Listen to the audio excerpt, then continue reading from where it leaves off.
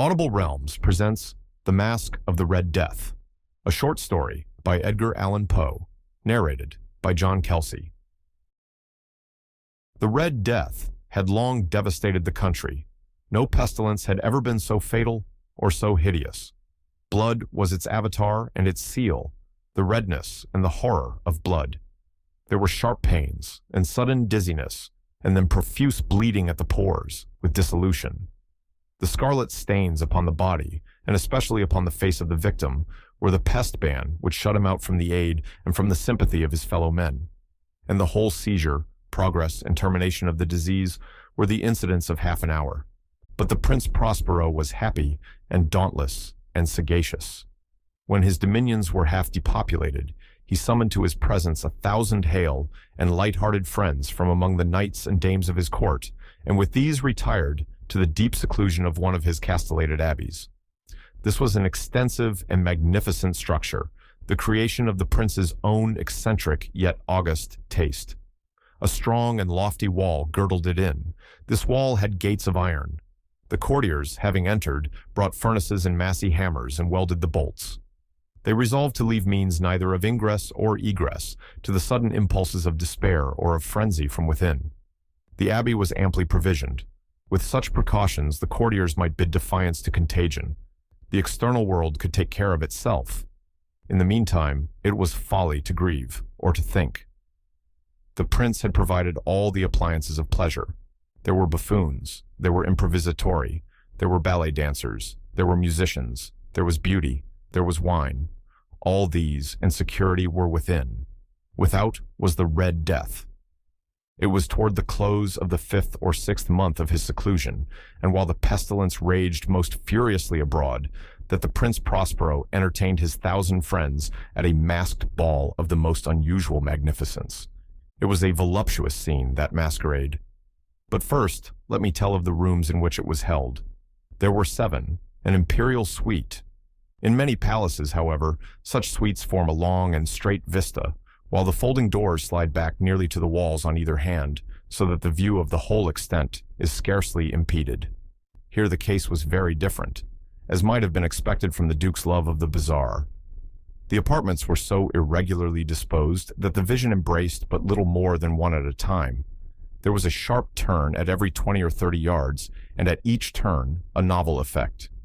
To the right and left, in the middle of each wall, a tall and narrow Gothic window looked out upon a closed corridor which pursued the windings of the suite. These windows were of stained glass, whose color varied in accordance with the prevailing hue of the decorations of the chamber into which it opened. That at the eastern extremity was hung, for example, in blue, and vividly blue were its windows. The second chamber was purple in its ornaments and tapestries, and here the panes were purple. The third was green throughout, and so were the casements. The fourth was furnished and lighted with orange, the fifth with white, the sixth with violet. The 7th apartment was closely shrouded in black velvet tapestries that hung all over the ceiling and down the walls, falling in heavy folds upon a carpet of the same material and hue. But in this chamber only, the color of the windows failed to correspond with the decorations. The panes here were scarlet, a deep blood color. Now, in no one of the 7 apartments was there any lamp or candelabrum amid the profusion of golden ornaments that lay scattered to and fro or depended from the roof. There was no light of any kind emanating from lamp or candle within the suite of chambers. But in the corridors that followed the suite, there stood, opposite to each window, a heavy tripod bearing a brazier of fire that projected its rays through the tinted glass and so glaringly illumined the room. And thus were produced a multitude of gaudy and fantastic appearances. But in the western or black chamber, the effect of the firelight that streamed upon the dark hangings through the blood-tinted panes was ghastly in the extreme, and produced so wild a look upon the countenances of those who entered, that there were few of the company bold enough to set foot within its precincts at all. It was in this apartment, also, that there stood against the western wall a gigantic clock of ebony.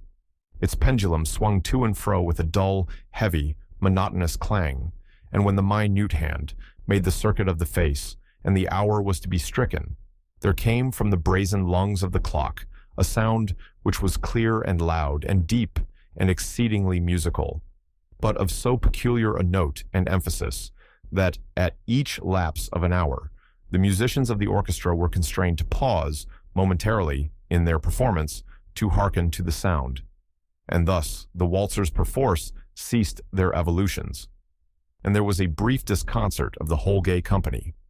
And while the chimes of the clock yet rang, it was observed that the giddiest grew pale, and the more aged and sedate passed their hands over their brows, as if in confused reverie or meditation.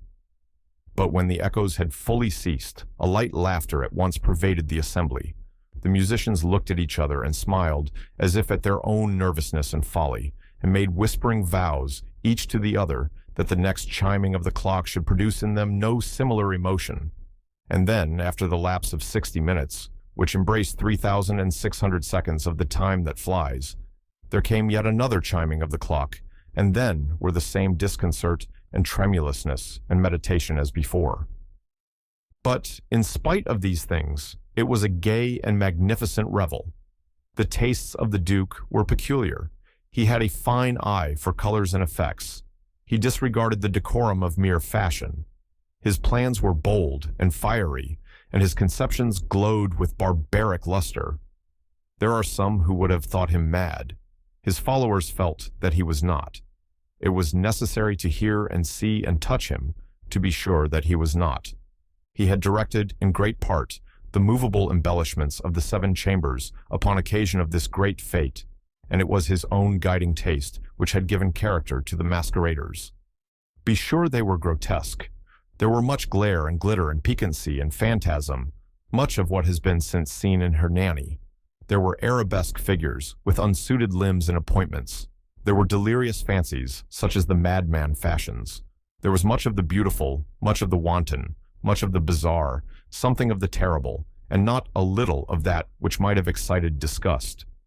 To and fro in the 7 chambers there stalked, in fact, a multitude of dreams, and these, the dreams, writhed in and about, taking hue from the rooms and causing the wild music of the orchestra to seem as the echo of their steps.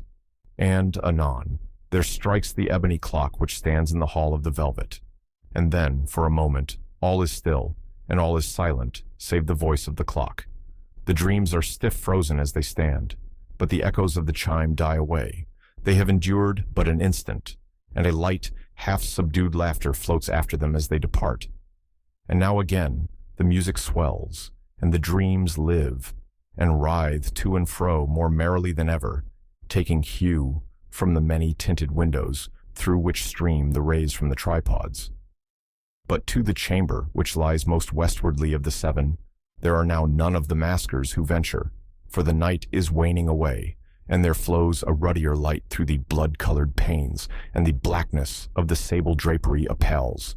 And to him whose foot falls upon the sable carpet, there comes from the near clock of ebony a muffled peal, more solemnly emphatic than any which reaches their ears, who indulge in the more remote gaieties of the other apartments.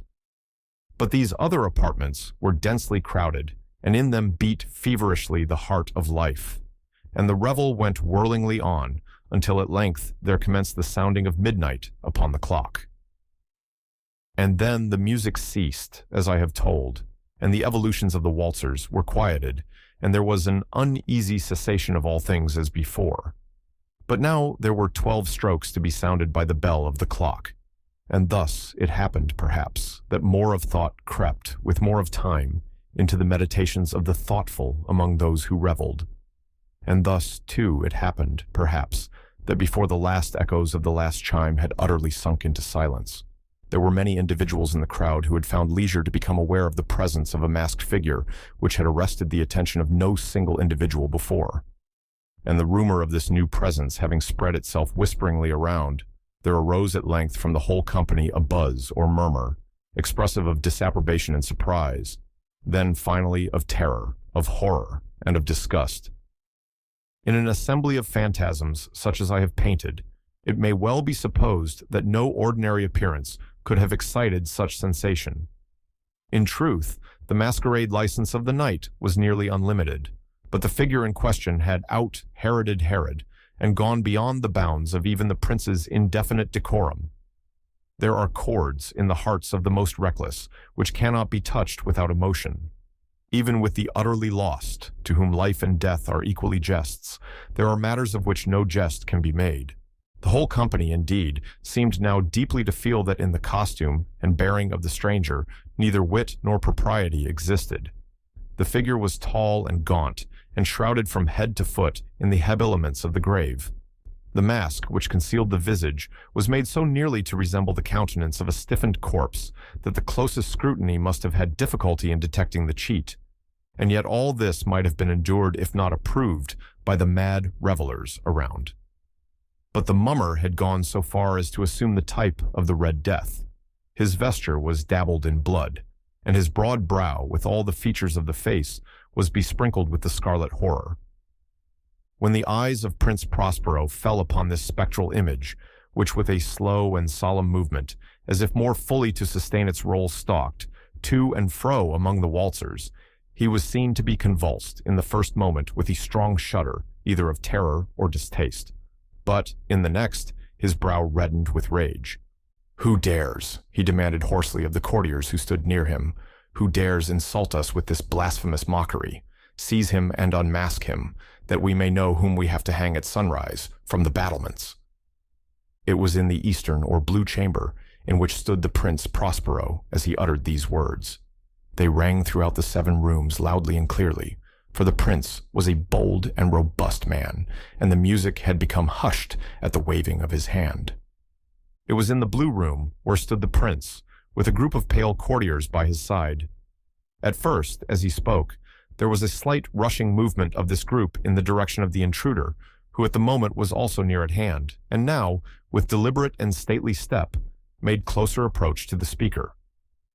But from a certain nameless awe with which the mad assumptions of the mummer had inspired the whole party, there were found none who put forth hand to seize him, so that, unimpeded, he passed within a yard of the prince's person.